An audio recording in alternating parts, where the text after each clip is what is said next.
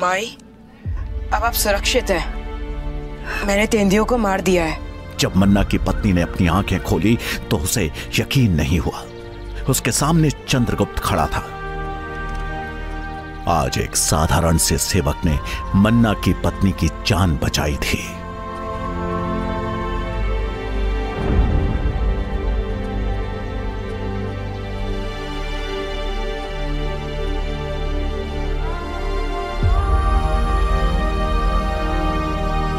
मन्ना ने अपनी पत्नी के पास आकर चिंतित होते हुए पूछा, तुम ठीक तो हो ना? जिस चंद्रगुप्त को सभी कमजोर बालक समझते थे, आज उसने ऐसा काम करके दिखाया जो बड़े से बड़ा सूरमा भी ना कर पाए। शारीरिक बल किसी की वीरता का प्रतीक नहीं होता। साहस भीतर से जन्म लेता है और युद्ध मात्र शस्त्र से नहीं, बुद्धि से भी लड़ा जाता है। चाणक्य की बात सुन मन्ना देव को अपनी गलती का एहसास हुआ। क्षमा करे आचार्य, परंतु एक प्रश्न मेरे दिमाग में अभी भी चल रहा है कि आपने पहलवान मायादेव के लड़ने से पहले इस चंद्रगुप्त के कान में ऐसा क्या कहा था? ये मैं जानना चाहता हूं आचार्य, इसे ऐसा जानना चाहता हूं। यदि व्यक्ति में शारीरिक शक्ति की कमी हो तो उसकी बुद्धि ही उसका शस्त्र बन जाता है, और यही युक्ति मैंने चंद्रगुप्त को दी थी। अधिक बल वाले मायादेव के घुटनों पर वार करके उसे परास्त किया जा सकता है।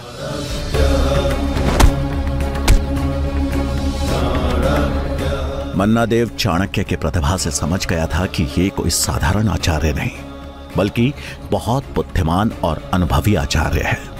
उसने चाणक्य से माफी मांग चंद्रगुप्त को आजाद कर चाणक्य को सौंप दिया।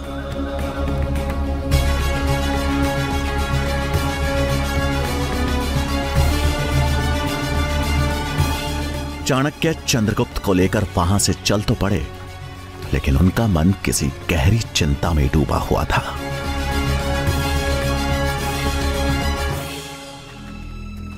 यदि यशोधरा तक धनानंद के दरबार वाली घटना पहुंच चुकी है तो न जाने वो किस मानसिक स्थिति में होगी। उसके प्राणों के लिए संकट हो सकता है।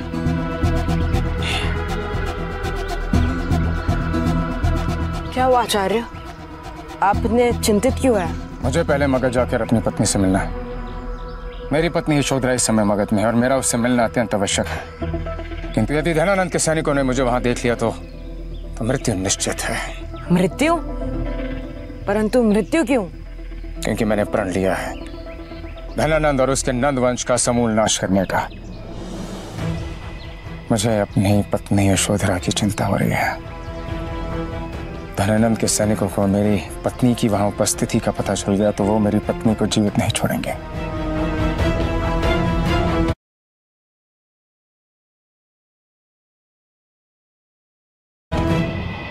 किंतु एक मार्ग है।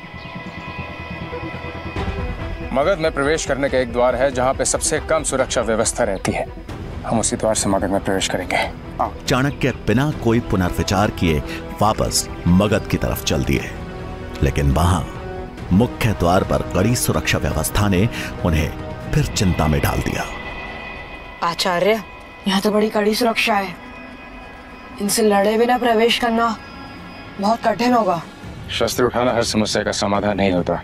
यदि समस्या बुद्धिमानी से सुलझाई जा सके तो शस्त्र उठाना मूर्खता होगी नहीं। तो अब क्या करें आचार्य? तुम यही मेरी प्रतीक्षा करो, मैं आता हूं। इतना कहकर चाणक्य ने वहां पास ही में दिख रही कुछ जड़ी बूटियों को तोड़ा, उनका लेप तैयार किया। इसके बाद वो एक वैद्य का भेष धारण कर चंद्रगुप्त को साथ लेकर मुख्य द्वार की तरफ बढ़ गए। ये क्या हो गया? चलो अच्छा, मेरे पास औषधि है। देखो, इससे पहले कि तुम मुझसे कोई प्रश्न करो तुम इस घाव पे लेप लगा लो, क्योंकि मेरा औषधि ज्ञान कहता है कि यदि इस घाव का तुरंत उपचार नहीं किया गया ना, ये घातक साबित हो जाएगा। और तुम तो एक कर्तव्यनिष्ठ सैनिक हो।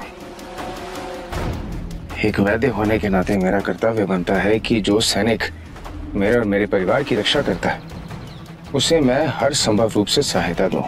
उनकी आंखों में झलक रहे सत्य और करुणा के भाव को देख उसने बगैर कोई प्रश्न किए चाणक्य का धन्यवाद किया और उन्हें प्रवेश करने की अनुमति भी दे दी।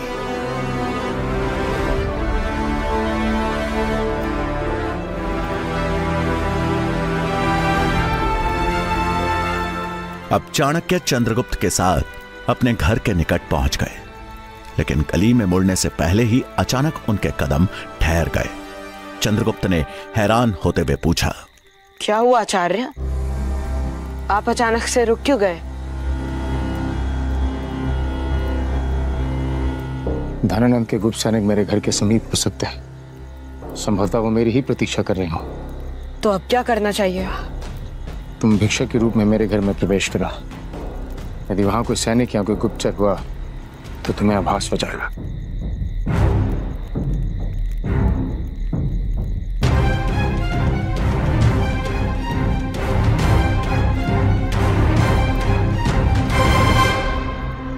कुछ ही पलों में चंद्रगुप्त चाणक्य के घर के बाहर था। तो उसने हर तरफ नजर दौड़ाई, लेकिन वहां पे ऐसा कोई भी सैनिक या गुप्त सैनिक नहीं दिखाई दिया। यशोधरा ने दरवाजा खोला। माता, भिक्षा मिलेगी? यशोधरा का मन अंदर से विचलित था, लेकिन घर पर आए भिक्षुक को खाली हाथ तो नहीं भेज सकती थी। हाँ पुत्र, घर में भोजन है, मैं तुम्हारे लिए लेकर आती हूँ। लगता है तुम बहुत देर से भटक रहे हो। ठहरो, मैं अभी आई। ये बोलते हुए यशोधरा अंदर चली गई। कुछ समय बाद जब वो भोजन और पानी लेकर लौटी तो यशोधरा ने चाणक्य को अपने सामने अचानक खड़ा पाया।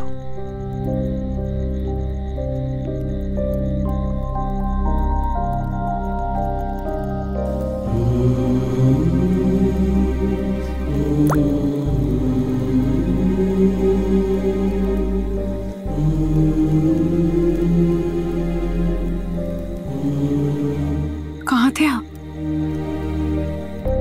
मैं कितनी चिंतित हो गई थी। कहाँ चले गए थे आप? और ये बच्चा आपके साथ है? इधर सुनो, सब बताता हूं।